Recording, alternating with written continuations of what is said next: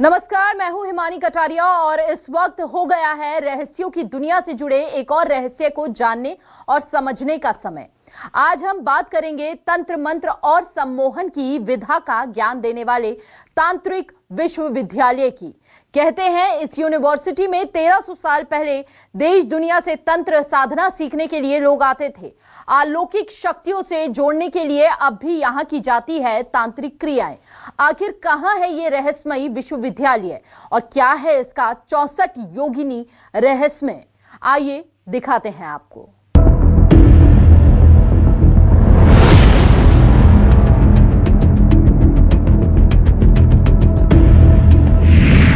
आस्था, इतिहास, रहस्य का संगम, मंदिर जिसका सर्रा सर्रा विहंगम।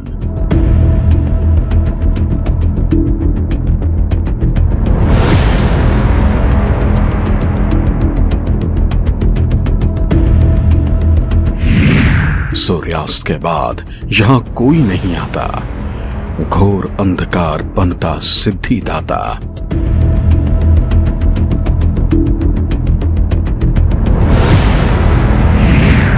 1300 साल से गूढ़ रहस्यों का स्थान, तमस में तांत्रिक जहां लगाते ध्यान।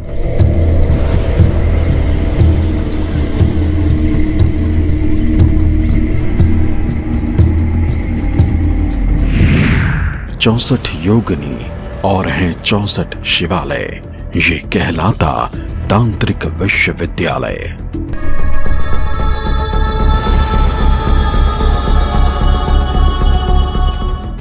भारत जो विविधताओं के लिए जाना जाता है, जहां तंत्र मंत्र यंत्र की अवधारणाओं को स्वीकारा गया है, जहां लौकिक पारलौकिक शक्तियों का तमाम शास्त्रों और ग्रंथों में जिक्र मिलता है, उसी भारत में मौजूद कई मंदिर और उनसे जुड़े रहस्यमयी किस्से वाकई हैरान और परेशान करने वाले होते हैं।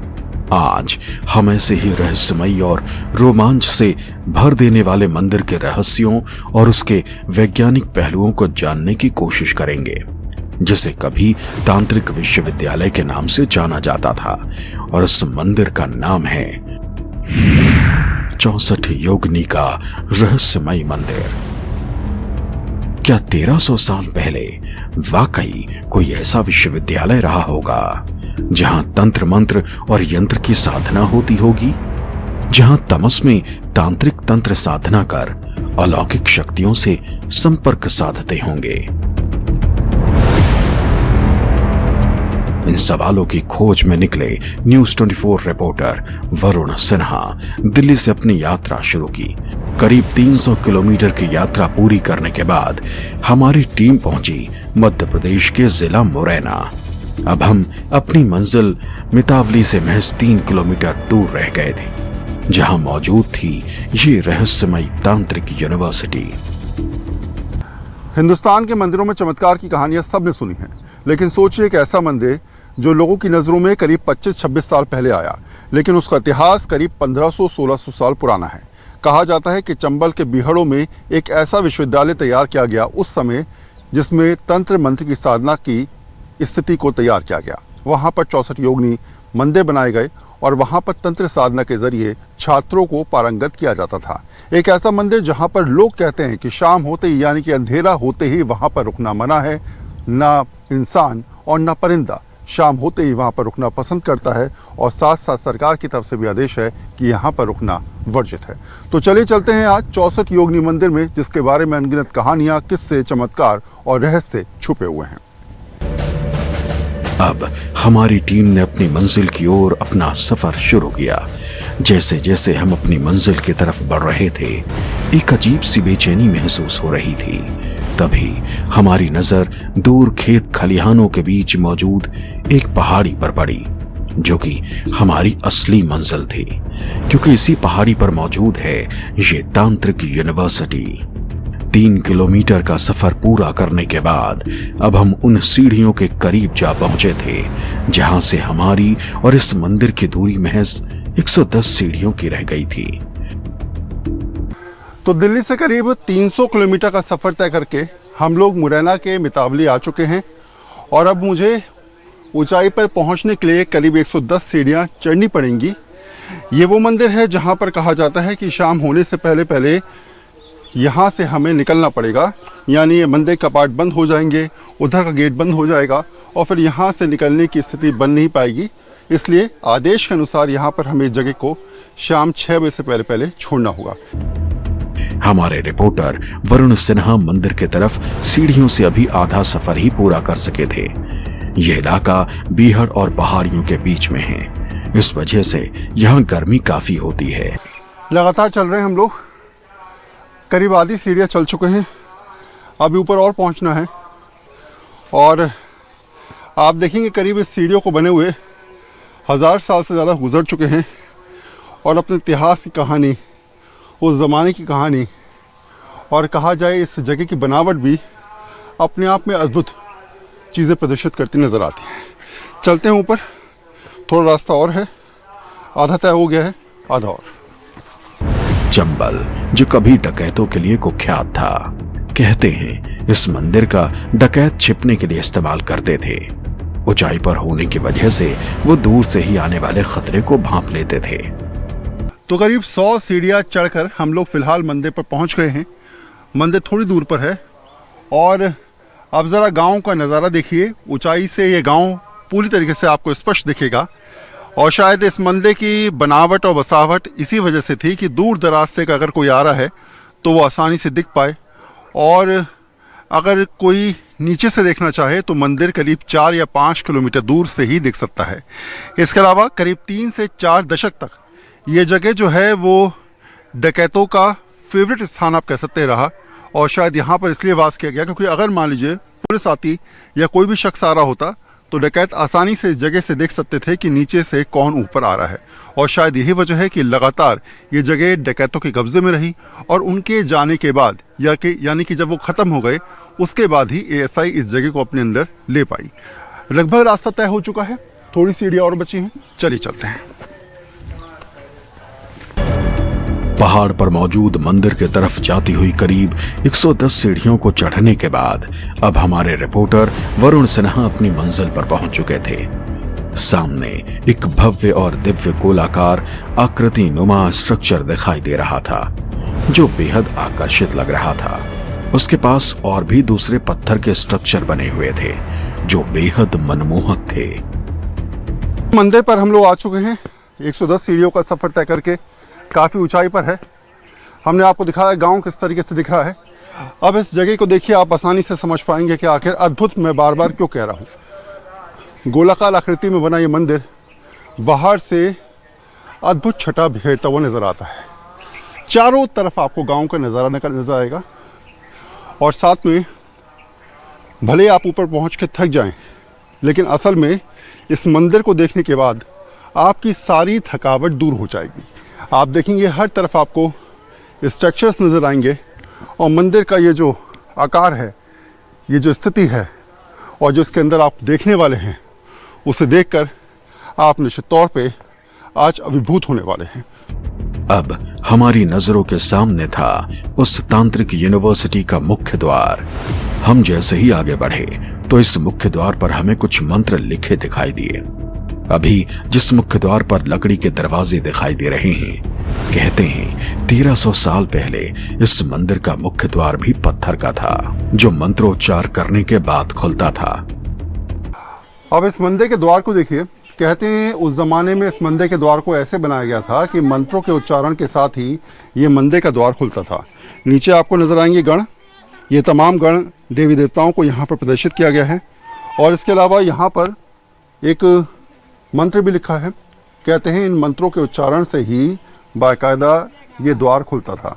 हालांकि अब गेट बदल चुका है, पहले के मुकाबले इस गेट को जो है वो नई तरीके से बनाया गया है, लेकिन उस ज़माने में ये पूरा पत्थर का गेट था और इस मंत्र को प्रदर्शित करने के बाद, इस मंत्र को पढ़ने के बाद ही ये गेट ऑटोमेटिकली खुल जाता था। यानी कि इसमें ना कोई कुंडी थी ना दरवाज़ा था। दरवाज़ा पत्थरों का था, लेकिन उस दरवाजे को खोलने के लिए बाकायदा मंत्र का उच्चारण करने के बाद ही इस दरवाजे को खोला जा सकता था। मुख्य द्वार से मंदिर के अंदर एंट्री करते ही हमारे सामने भव्य और अद्भुत मंदिर था। गोलाकार आकृति में बना हुआ। इस गोलाकार आकृति के वजन को अपने ऊपर लिए करीब 110 खंभे, जिन पर की हुई नक्काशी बेहद आकर्षित लग रही थी। और इन खंभों के आगे चारों तरफ बने 64 योगिनियों के मंदिर थे और हर मंदिर में मौजूद थे 64 शिवलिंग। हर शिवलिंग की आकृति अपना अलग ही रूप लिए हुए थी। अब जरा 64 योगिनी मंदिर के दर्शन करिए। हर मंदिर की विशेषता अलग, हर मंदिर का प्रतिरूप अलग, हर मंदिर की मूर्ति अलग और शिवलिंग का रूप अलग। ये मंदिर का आकार देखिए। पहले आप देखेंगे यहाँ से यहाँ तक 2 टुकड़ों में पर इसको पत्थर को काटा गया है। सेम यहाँ डिज़ाइन दी गई है, सेम डिज़ाइन यहाँ पर है और यहाँ तक बनाया गया है, यानी कि आधे आकार में इस प्रकार के डिज़ाइन को बनाया गया है। शिवलिंग की स्थिति देखिए। शिवलिंग को जो है वो थोड़ा सा बड़ा शिवलिंग बनाया गया है, यानी कि जैसे ही आप मंदिर के अंदर जाएंगे आपको दूसरी तरफ जो है वो एक बड़ी शिवलिंग नज़र आएगी। अब थोड़ा आगे बढ़ते हैं, दूसरे मंदिर में जाएंगे तो देखिए सेम स्ट्रक्चर यहाँ भी आपको नज़र आएगा। शिवलिंग का साइज़ लगभग सेम है। दोनों शिवलिंग की स्थिति आपको समान नज़र आएगी। अब थोड़ा आगे बढ़िए, यहाँ से आपको परिवर्तन नज़र आएगा, यानी कि 2 मंदिर एक जैसे। तीसरे मंदिर की स्थिति देखिए। तीसरे मंदिर में शिवलिंग का साइज जो है वो छोटा है थोड़ा सा पहलू के मुकाबले, यानी कि पहले की शिवलिंग बड़ी और यहाँ पर छोटी है। अब देखिए चौथा मंदिर देखिए। चौथे मंदिर में आप देखेंगे तो यहाँ शिवलिंग थोड़ी पतली हो जाती है, थोड़ा साइज कम हो जाता है और चारों तरफ आपको जो है वो शिवलिंग के नीचे एक पत्थरनुमा आकृति नज़र आएगी, जो पहले के 3 मंदिरों से बिल्कुल अलग। ये देखिए बाकी सारी शिवलिंग से मुकाबले ये वाली शिवलिंग बिल्कुल अलग है। इसका प्रतिरूप थोड़ा छोटा है और ये शिवलिंग थोड़ी सी पतली भी है और ये शिवलिंग बाकी शिवलिंगों से बिल्कुल अलग है। कहते हैं ये तमाम जितनी प्रतिमाएं आपको नज़र आ रही हैं, जितनी शिवलिंग आपको नज़र आ रही हैं, यहाँ पर कुछ मूर्तियाँ भी थी पहले, लेकिन समय के साथ साथ वो मूर्तियाँ यहाँ से धूमिल हो गई, चली गई। करीब 100 फीट की ऊंचाई पर मौजूद ये मंदिर पहाड़ी के ऊपर किसी उड़न तश्तरी की तरह दिखाई देता है। ऊपर खुला आसमान, चारों तरफ मौजूद गोलाकार आकृति और बीचों बीच बना एक मंडप। ये मंदिर के अंदर मुख्य गर्भगृह था। इसकी संरचना भी गोलाकार ही थी। ये भी कई खंभों पर टिका था। जब हम इस गर्भगृह के अंदर घुसे तो हैरान रह गए, क्योंकि मंदिर में एक नहीं बल्कि 2 शिवलिंग मौजूद थे।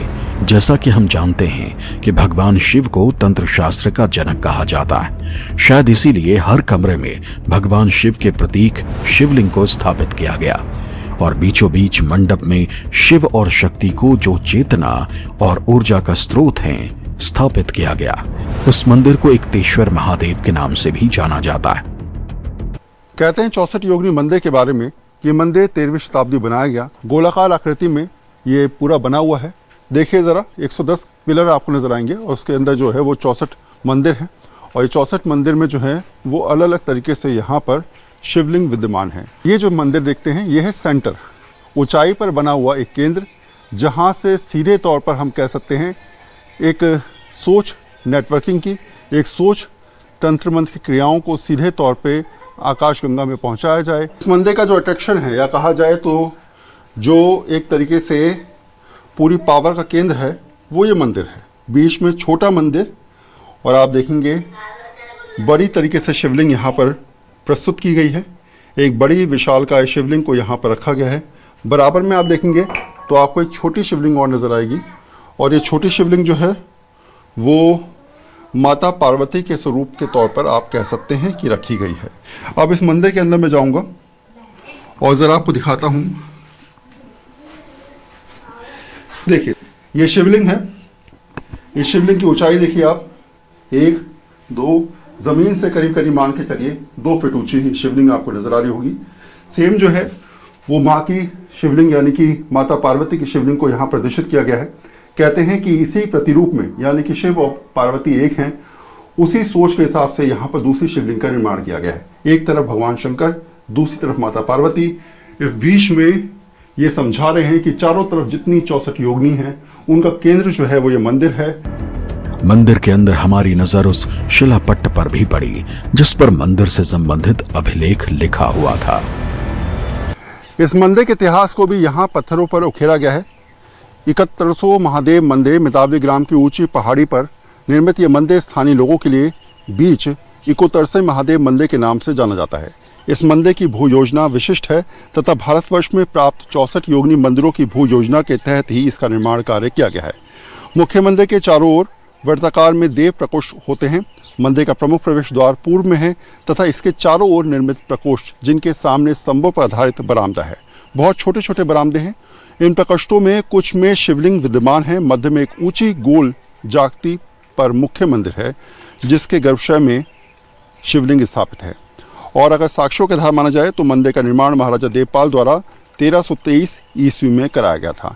यानी स्पष्ट है कि इस मंदिर में इसके बारे में जो स्थिति है वो करीब 1300 साल पुरानी बताई जाती है, लेकिन लोग जानकार ये भी मानते हैं कि 1300 साल पहले इसका जीर्णोद्धार कराया गया था। उससे पहले भी ये मंदिर स्थापित था, लेकिन 13वीं शताब्दी में इसके जीर्णोद्धार के साथ इसको यूनिवर्सिटी का रूप दिया गया, जो अपने आप इस मंदिर को अद्भुत बनाता है। कहते हैं 64 योगिनी मंदिर का निर्माण कच्छप राजा देवपाल ने 1323 ईस्वी में करवाया था।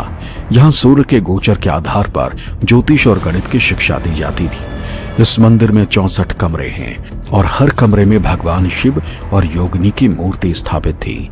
इसी कारण इसे 64 योगिनी मंदिर कहा जाता है। हालांकि बहुत सी मूर्तियां अब चोरी हो चुकी हैं और जो बची हैं उन्हें भारत सरकार ने म्यूजियम में रखवा दिया है। 101 खंभों वाले इस मंदिर को भारतीय पुरातत्व सर्वेक्षण यानी प्राचीन ऐतिहासिक स्मारक घोषित किया। ये 9वीं-10वीं शताब्दी में बना था। कच्छप ज्ञात वंश था, उसके द्वारा ये बनाया गया था। कुछ वहाँ की जो लोकल परंपराएं हैं, ओरल ट्रेडिशन में ये कहा जाता है कि इसका निर्माण देवपाल ने किया था। यद्यपि इसके संदर्भ में कोई ठोस सबूत साक्ष्य हमें नहीं मिलते हैं। देवपाल का काल और अगर उस समय की शैली को देखें, मंदिर की शैली से मिलाएं, तो ये संभव है कि देवपाल ने बनाया था, लेकिन निश्चित रूप से कच्छप ज्ञात वंश के द्वारा ही बनाया गया मंदिर था, जो कि शैव शाक्त परंपरा पे आधारित था। ये एक गोलाकार संरचना थी जो कि मंडल के प्रतीक के रूप में बनाई गई थी, जिसमें चारों तरफ 64 कक्ष 64 योगिनियों के रूप में स्थापित हैं, जिन्हें हम ऊर्जा के केंद्र के रूप में जानते हैं। और मध्य में भैरव के रूप में शिव की स्थापना की गई थी मध्य मंदिर में, जिसे हम चेतना के रूप में जानते हैं। तो मुख्यतः ये चेतना और ऊर्जा के समन्वय को बताती है। ये इसका आर्किटेक्चर पूर्णतः वैज्ञानिक दृष्टिकोण से अत्यंत महत्वपूर्ण उदाहरण है प्राचीन वास्तुकला के उच्च कोटि की योग्यता का। किंवदंती है कि 64 योगिनी का यह मंदिर तांत्रिक विश्वविद्यालय हुआ करता था। प्राचीन काल में यहाँ हजारों छात्र तंत्र मंत्र और यंत्र की विद्या को सीखने के लिए आया करते थे। कहते हैं तंत्र मंत्र की यूनिवर्सिटी होती थी, यानी कि दूर दराज से आकर लोग यहाँ पर पढ़ाई करते थे। आप देखेंगे जितने खंबे यहाँ पर नजर आ रहे हैं, बीच में जगह है, यहीं पर छात्र बैठते थे, पढ़ते थे। और सामने की तरफ मंदिर है। इस मंदिर से सिद्धि के तौर पर उनको शिक्षा मिलती थी। माना जाता है कि उस जमाने में, यानी कि आज से करीब 1300 साल पहले 1323 में जिस मंदिर का जीर्णोद्धार किया गया, तो ऐसे में सोच ये थी कि ये ऐसी यूनिवर्सिटी के तौर पर तब्दील हो जहाँ पर तंत्र मंत्र की तमाम क्रियाएं सिखाई जाएं, दूर दराज से लोग आएं और सीखें। और शायद कहते हैं कि उस समय हजारों की संख्या में यहाँ पर छात्र आके पढ़ाई करते थे। और ये भी माना जाता है कि ये 64 योगिनी यानी कि माँ काली की ही एक तरीके से प्रतिरूप हैं और उन्हीं की उपासना करके सिद्धियों को प्राप्ति यहाँ पर कराई जाती थी। यहाँ के स्थानीय लोग अब भी मानते हैं कि यह मंदिर आज भी भगवान शिव की तंत्र साधना के कवच से ढका हुआ है। यहाँ रात के समय किसी भी व्यक्ति के रुकने की इजाजत नहीं है। माना जाता है कि दिन ढलने के बाद यहाँ तंत्र साधक आते हैं और भगवान शिव की योगिनियों को जागृत करने की कोशिश करते हैं। इसे लेकर यहाँ आए सैलानियों से जब हमने पूछा तो सुनिए उन्होंने हमें क्या बताया। पहली बार आना हुआ या पहले आते रहे हैं आप? पहले एक बार और आ चुके हैं। क्या सुना है इस मंदिर के बारे में, अगर मैं आपसे जानना? यही बताते हैं कि ये तांत्रिकों का गढ़ था, या तपस्या वगैरह जो साधु तांत्रिक सीखते थे क्रियाएं। लोग कहते हैं यहाँ पर शाम होने के बाद कोई रुकता नहीं है। जी, ऐसी पहले पुरानी मान्यता है। अभी हिम्मत भी नहीं करता कोई लोग रुकने का। जी। आप कहाँ से आते हैं? जी साथ में पहली बार आपका आना हुआ है या फिर से पहले? Second time. Second time. हाँ जी। जब पहली बार आप आई थी तो उस समय इस मंदिर को देखकर जो सुना था कि ये एक तो संसद भवन की तरह बना हुआ है, इस मंदिर में शाम होते ही कोई रुकना पसंद नहीं करता, परिंदा भी नहीं आता, तो ये सब बातें दिमाग में थी कि ये मंदिर कैसा होगा, क्या होगा, और अब जब आते हैं इस मंदिर में तो क्या मिलता है, कितना सुकून मिलता है? बिल्कुल रिलैक्स हो जाता है माइंड, बिल्कुल कहीं से कहीं तक कहीं बोलते थे वो सच है जो भी सुना है। और शाम होते ही, पिछली बार आए थे, अब रात हो गई थी, शाम हो गई थी, तो कोई भी नहीं रुका था, सबको निकाल दिया गया था यहाँ से।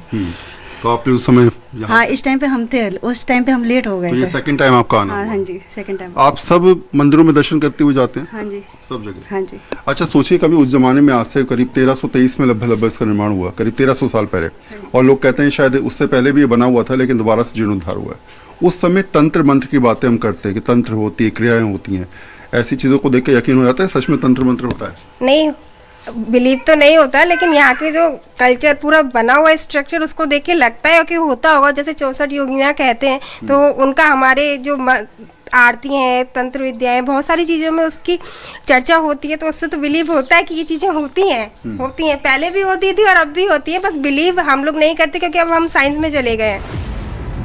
इस मंदिर के तांत्रिक यूनिवर्सिटी के रूप में विख्यात होने और तंत्र साधना के गूढ़ रहस्य को जानने और समझने के लिए हमने ज्योतिषाचार और इतिहासकार का रुख किया। तंत्र साधक और उनकी साधना को लेकर जब हमने उनसे सवाल किया तो सुनिए उन्होंने क्या बताया।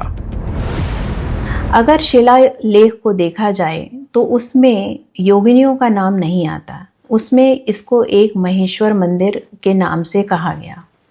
परंतु यहाँ पे 64 कक्षों का होना और योगिनियों का कुछ अवशेष मिलना साफ इंगित करता है कि यह एक तंत्र का केंद्र जरूर रहा होगा। और यहाँ पर हो सकता है कि साधक अपनी गूढ़तम साधनाएं करते हों और यहाँ पर एक पद्धति होती हो कि यहाँ पे दीक्षा दी जाती हो यंत्र, तंत्र और मंत्र की। ऐसा बहुत पॉसिबिलिटी है, परंतु एक ऐतिहासिक हमें कोई एविडेंस तो नहीं मिलता है। ये जो 64 योगिनी मंदिर है, इसको हम अद्भुत कलाकृति, एक तंत्र मंत्र के केंद्र के रूप में देख सकते हैं। लेकिन जब आप विश्वविद्यालय की बात करते हैं तो विश्वविद्यालय में शिक्षा औपचारिक होती है, डिग्री दी जाती है, निश्चित पाठ्यक्रम होता है, ऐसी कोई व्यवस्था वहां नहीं। 64 योगिनी मंदिर मूलतः शिक्षा का केंद्र था, औपचारिक, ज्यामिति की, खगोल शास्त्र के ज्ञान का, व्यवहारिक ज्ञान के संदर्भ में अगर आप देखेंगे तो निश्चित रूप से यहाँ ज्ञान दिया जाता था। लेकिन ये तक्षशिला, हमारी नालंदा विश्वविद्यालय जैसे स्थापित विश्वविद्यालय नहीं थे, यहाँ व्यवहारिक ज्ञान दिया जाता था। और प्राचीन भारत की हम बात करते हैं तो उसमें ये परंपरा थी, गुरु शिष्य परंपरा के अंतर्गत मंदिर जो है इस व्यवहारिक ज्ञान के केंद्र के रूप में उभर के सामने आते हैं। और वो सभी मंदिरों में था, जिसमें 64 योगिनी का, क्योंकि वास्तुकला इसकी इस प्रकार की थी, इसलिए ये अत्यंत महत्वपूर्ण। ऐसा भी कहा जाता था कि यहाँ तमस के बीच बैठकर न केवल तांत्रिक साधना होती थी, बल्कि इस बीच तांत्रिक अलौकिक शक्तियों के साथ संपर्क साधने की कोशिश करते थे। इस गूढ़ रहस्य के पीछे की वजह क्या हो सकती है, हमने ये भी इतिहासकार अंकित अग्रवाल और ज्योतिषाचार्य अनामिका सिंह से जाना। कुछ विद्वानों का कहना है कि हाँ, इसकी संरचना इस तरीके से है कि जिससे कि सूर्य की छाया से समय की, काल की गणना की जाती थी, दिशाओं की गणना की जाती थी और बाकी तारों की जो गणनाएं हैं वो भी की जाती थी। तो हाँ, ये हम एक तरह से कह सकते हैं कि ये एस्ट्रोनॉमिकल तरीके से भी इसका उपयोग ज़रूर किया गया होगा। तंत्र का शाब्दिक अर्थ है तन प्लस त्रय। त्रय शब्द साधन को बताता है, यानी शरीर के लिए जो साधन है। शरीर के मुख्य 3 अंश होते हैं, ऊर्जा जो महत्वपूर्ण है, चेतना जो हमारे अंदर है, और साधना। ये एक वैज्ञानिक पद्धति है, तंत्र एक साधन है जो हमारे आंतरिक ज्ञान और चेतना को जागरूक करके ब्रह्मांडीय ऊर्जा से जोड़ता है। शरीर, मन और ऊर्जा को संकलित करने के साधन के रूप में इस तंत्र साधना को किया जाता था, जिसका लक्ष्य बहुत हमारे पौराणिक ग्रंथों में शिव और शक्ति के मिलन के रूप में दर्शाया गया है। शिव जो कि चेतना के और शक्ति जो कि ऊर्जा के प्रतीक हैं। शिव हमारे मन के अंदर हैं, चेतना के रूप में, ऊर्जा पूरे ब्रह्मांड में फैली है शक्ति के रूप में। आपको बता दें कि भारत में एक नहीं बल्कि 4 64 योगिनी मंदिर है। 2 उड़ीसा में और 2 मध्य प्रदेश में मौजूद हैं। इनमें से मुरैना के मितावली में मौजूद मंदिर बेहद रहस्यमयी और प्राचीन है। ये इकलौता ऐसा मंदिर है जो अभी भी ठीक स्थिति में है, जबकि दूसरा 64 योगिनी मंदिर मध्य प्रदेश के भेड़ा घाट जबलपुर में है। दिल्ली में मौजूद पुरानी भारतीय संसद की संरचना इसी 64 योगिनी मंदिर की संरचना से काफी मिलती जुलती है। पुरानी संसद गोलाकार है, उसमें भी बीच में मंडप बना हुआ है। 64 योगिनी मंदिर भी गोलाकार है, उसमें भी बीच में मंडप बना हुआ है। पुरानी संसद में खंभे बाहर बने हुए हैं, जबकि 64 योगिनी मंदिर में खंभे अंदर की तरफ बने हुए हैं। कहते हैं कि ब्रिटिश काल में मौजूद एडविन लुटियंस ने इसी प्राचीन मंदिर से प्रेरित होकर पुरानी संसद का डिजाइन बनाया था। हालांकि इसका कोई लिखित साक्ष्य मौजूद नहीं है।